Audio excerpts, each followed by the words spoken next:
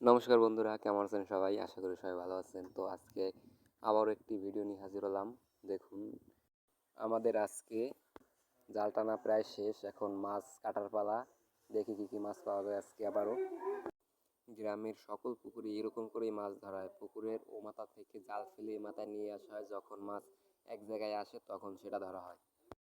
তো ধৈর্য ধরে আপনারা ভিডিওটা দেখতে থাকুন শেষ পর্যন্ত, কি হয়, কী কী মাছ পাই আমরা।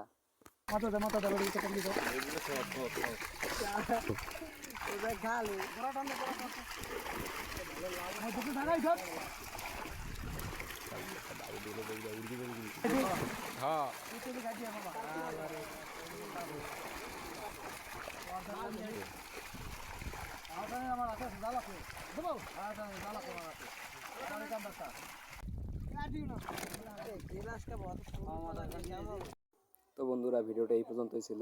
ভিডিওটি শেষ পর্যন্ত দেখার জন্য ধন্যবাদ সবাইকে।